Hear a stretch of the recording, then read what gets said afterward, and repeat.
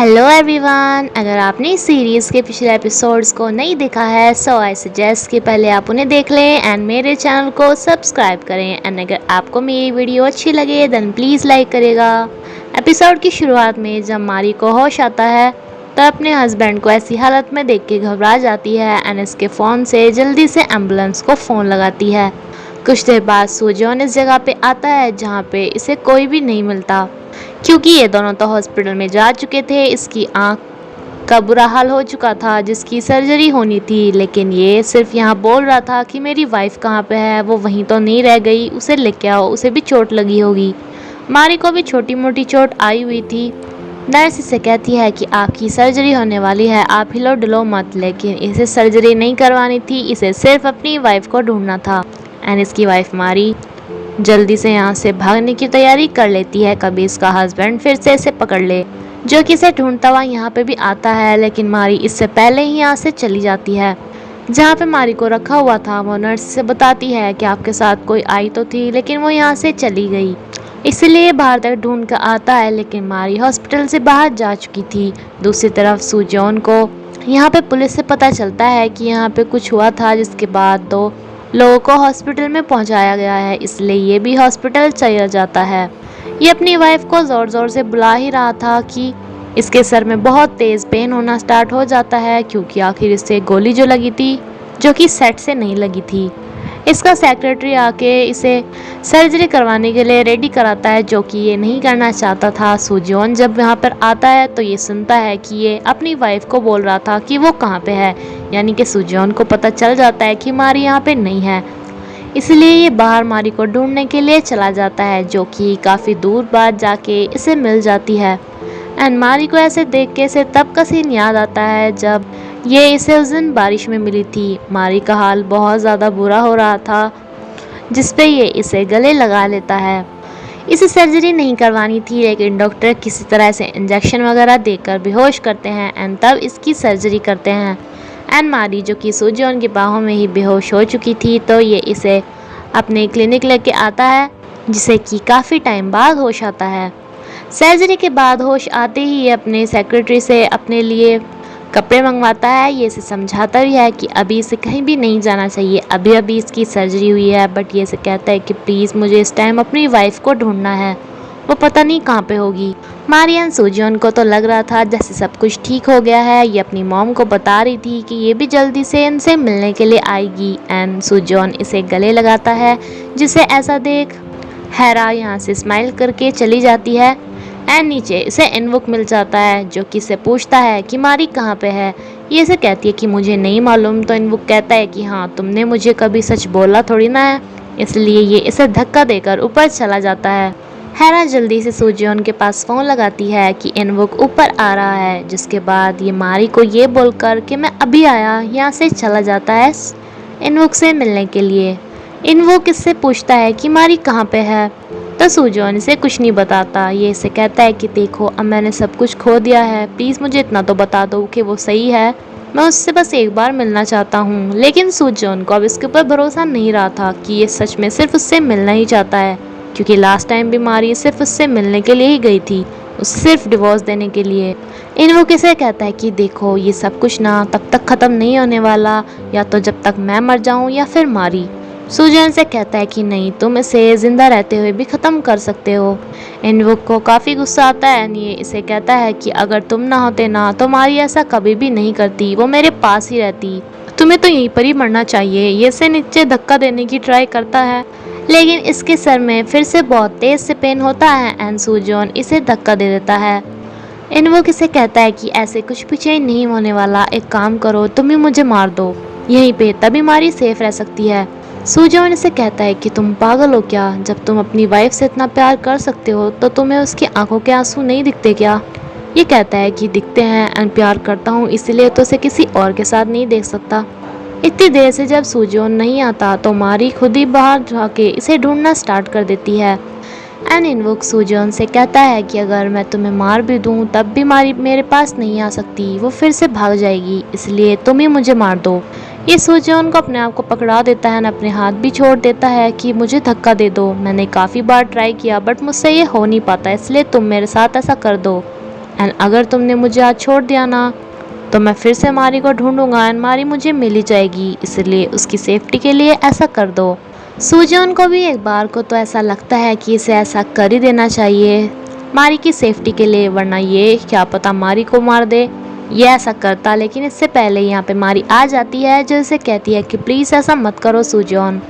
Invoke इसे कहता है कि तुम यहाँ से जाओ मारी, बट मारी कहती है कि नहीं सूजन, तुम मेरी वजह से किसी के कातिल मत बनो।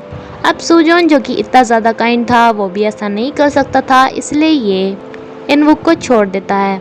हेरा ने इतनी देर में पुलिस को भी बुला लिया था जो कि इनवोक को पकड़ लेते हैं। इनवोक के खिलाफ सूजन के पास जितने भी सबूत थे ये सब पुलिस को पकड़ा देते हैं कि अपनी वाइफ को कितना ज़्यादा टॉर्चर करता था। इसकी बॉडी पे पुलिस निशान भी देख लेती हैं। एनी पुलिस को ये भी बता देते हैं कि इसके हस्बैंड से बचने के लिए इसने अपनी सर्जरी करवाई थी। पहले इसके साथ काफ़ी पूछताछ होती है एंड देन सूजन के साथ भी बहुत सारी पूछताछ होती है, क्योंकि अब मारी का इनवोक के साथ डिवोर्स होने वाला था। यहाँ से निकलते हुए इसका दोस्त इसके पास आके कहता है कि तुमसे इतने टाइम से पूछताछ हो रही है तो मैंने सोचा मैं तुम्हें ड्राइव करके ले जाऊँ एंड मैं तुम्हें ये बताना चाहता हूँ कि जिस रात हाकिम की डेथ हुई थी मैं उसी के साथ था। सूजन इसे कहता है कि मुझे मालूम है, तो ये कहता है कि मैं जब भी तुम्हें देखता था तो यही बात मुझे बहुत ज़्यादा टॉर्चर करती थी, लेकिन सूजन इसे कहता है कि अब काफ़ी टाइम हो गया मुझे ऐसे नफ़रत करते हुए, मैं भूलना चाहता हूँ इस नफ़रत को। यानी कि अब ये अपने दोस्त को अपना लेता है। हेरा इसे फ़ोन करके बताती है कि देखो टीवी पे आ रहा है इनवोक की वो वीडियो भी वायरल हो चुकी थी। इससे सब पूछते हैं कि क्या सच में आप अपनी वाइफ के साथ ऐसा करते थे, तो ये इस बात के लिए मान लेता है एंड साथ में सभी को इसके पापा की कंपनी में जो कुछ भी घपले होते थे उन्हें भी सबको बता देता है, यानी कि अपने पापा को भी बर्बाद कर देता है। एंड ऐसा करके ये अपनी मॉम का बदला लेता है। ये अपने सर्वेंट को भी बोलता है कि मैं तुम्हें कुछ पैसे दे रहा हूँ एंड तुम अब्रॉड चले जाओ, क्योंकि ये कुछ बड़ा करने वाला था। घर जाने पे इसकी ये सौतेली मॉम इसे मिलती है जो इसे कहती है कि तुमने ये अपने पापा के साथ क्या किया। ये इसे कहता है कि ओ तुम्हें तो बुरा लग रहा होगा ना कि तुम्हारा प्लान चौपट हो गया। तुम ये मत भूलो कि जिस टाइम मेरी मॉम जिंदा थी उस टाइम तुम सिर्फ हमारी कंपनी की एक सेक्रेटरी थी। तुमने भी मेरे पापा को भड़काने में कोई कसर नहीं छोड़ी थी एंड मेरी मॉम की शादी के बाद तुमने मेरे पापा से शादी भी कर ली। पैसों के लिए तुम इतनी भूखी थी कि तुम्हें पता था कि मेरे पापा कितने बुरे इंसान हैं, फिर भी तुम इस सब के लिए मान गई।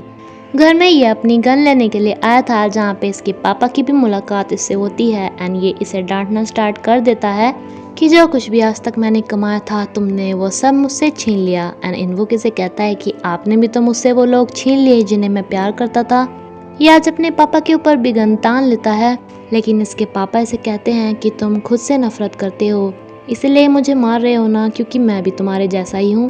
ये गन चला देता है जिस पे ये तो काफ़ी ज़्यादा डर जाती हैं, जो कि अपनी बेटे को लेकर एंड बहुत सारे पैसे को लेकर यहाँ से भाग लेती हैं। लेकिन इसने अपने पापा के ऊपर गोली नहीं चलाई थी, जो इसे कहते हैं कि आपकी यही सज़ा है कि आप इस बड़ी सी हवेली में अकेले रहो। इनसे पूरी रात तो पूछताछ हुई ही थी। मारी को तो अब भी थकान हो रही थी एंड सूजन को फिर से जाना था पूछताछ करवाने के लिए ही। तो ये हेरा को बोलता है कि इसके जाने के बाद वो मारी के पास आ जाए बिकॉज इसकी तबीयत कुछ ठीक नहीं है। इसके यहाँ से जाने के बाद मारी को कुछ आवाज़ आती है। इसे लगता है कि हेरा यहाँ पे आई है इसलिए बाहर आती है, लेकिन यहाँ से इसका किडनैप हो जाता है। पूछताछ करवाने के बाद जब ये बाहर आता है तो हेरा का इसके पास फ़ोन आता है कि ये मारी के घर पे गई थी लेकिन वहाँ पे कोई भी नहीं, शायद उसका किडनैप हो गया है। एंड तभी सूजन के पास इनवोक का फ़ोन आता है जो इसे बताता है कि मैं लास्ट में देखो अपनी मारी को लेके तुम्हारे पास से जा ही रहा हूँ। सूजन इसे कहता है कि तुम कहाँ पे हो, तो बताता है कि अपनी वाइफ के साथ लास्ट टाइम पे मैं नहीं चलता कि तुम आके हमें डिस्टर्ब करो। इनवोक ने जो अपने मारी के लिए घर बनाया हुआ था ये वहीं पर ही आता है जहाँ पे मारी थी। ये इसे कहता है कि मुझे पता था कि लास्ट मोमेंट में तुम मेरे साथ ही होंगी। चलो हम दोनों इस दुनिया को छोड़कर चले जाते हैं जिससे कि हम एक साथ रहेंगे। ये बंदूक की गोली हमें एक साथ बांध देगी। मारी भी इसे कहती है कि हाँ सही बोल रहे हो तुम, यही हमारा एंड है। तभी इसके सर में फिर से बहुत तेज पेन हो जाता है एंड सूजन भी यहाँ पर आ ही रहा था। मारी इसे धक्का दे देती है एंड ये गोली इसके ऊपर ही चल जाती है।